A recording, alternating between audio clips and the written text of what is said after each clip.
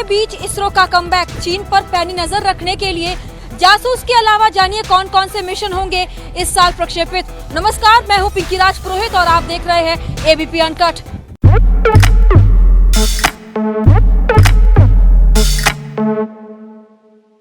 भारत और चीन के बीच चल रही तनातनी के बीच इसरो भेजने जा रहा है भारत का एक और जासूस, जो कि चीन की हर गतिविधि पर रखेगा पैनी नजर।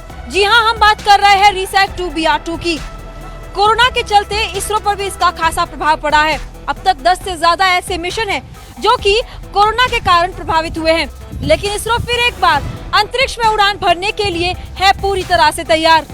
कोरोना महामारी के बीच इसरो इस साल का अपना पहला सैटेलाइट नवंबर महीने में प्रक्षेपित करने की तैयारी कर रहा है। साथ ही इसरो दिसंबर से पहले अपना नया rocket small satellite launch vehicle यानी SSLV लॉन्च करने की योजना भी बना रहा है। इसकी बड़ी मोटर ठोस ईंधन वाली बूस्टर मोटर की जांच के लिए आवश्यक परीक्षण नवंबर में किया जाएगा। इसरो के अनुसार इसका लॉन्च PSLV C-49 की उड़ान के बाद श्रीहरिकोटा के पहले लॉन्च पैड से किया जाएगा। अगले महीने PSLV C-49 अपने साथ RISAT-2 और लगभग 10 अन्य कमर्शियल उपग्रहों को लेकर उड़ान भरेगा। कोविड महामारी के चलते ठप पड़ी गतिविधियों को पुनर्जीवित करने में इसरो अब पूरी तरह से जुट गया है। 3 रॉकेट के जरिए देश विदेश के डजन भर से ज्यादा उपग्रह अंतरिक्ष में भेजे जाएंगे। इस सिलसिले में आंध्र प्रदेश के श्रीहरिकोटा से रॉकेट छोड़ने के लिए एक वर्चुअल लॉन्च कंट्रोल सेंटर स्थापित भी किया गया है। यह सेंटर तिरुवनंतपुरम के विक्रम साराभाई स्पेस सेंटर में बनाया गया है। यहीं से रिमोट के जरिए श्रीहरिकोटा में रॉकेट का परीक्षण चल रहा है और इसी तरह लॉन्चिंग भी की जाएगी। इसरो ने कहा है कि कोरोना संक्रमण के दौर में एजेंसी ने सैटेलाइट लॉन्चिंग की प्रक्रिया में कम से कम लोगों को श्रीहरिकोटा भेजने के लिए वर्चुअल लॉन्चिंग का विकल्प तैयार किया है। इसके चलते इस समय रॉकेटों के परीक्षण का कार्य VSSC स्थित वर्चुअल लॉन्च कंट्रोल सेंटर से ही हो रहा है। श्रीहरिकोटा में 3 रॉकेट लॉन्चिंग के लिए तैयारी चल रही है। पहला रॉकेट PSLV C-49 नवंबर के फर्स्ट हाफ में छोड़ा जाएगा। इसके बाद दिसंबर में PSLV C-50 और उसके बाद GSAT-12R को भी छोड़ा जाएगा।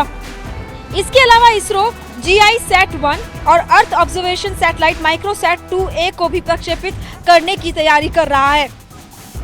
इसरो RLV का परीक्षण भी दिसंबर तक करने जा रहा है।